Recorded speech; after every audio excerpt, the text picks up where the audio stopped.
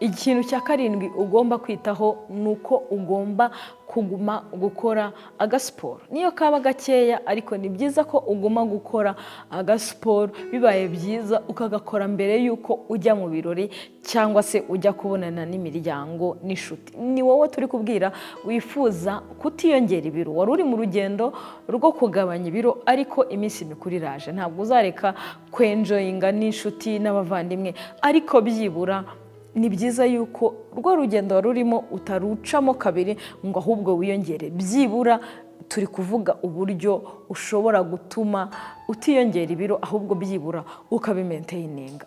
Ikintu rero cya karindwi ugomba gukora ni ugukora imyitozo ngororamubiri, niyo yaba ari mikeya ariko ikaba iriho, bityo bizatuma kwa kundi wariye byinshi byibura agasiporo gatuma hari n'ibyo uri butwike, bityo bigatuma ubalensinga.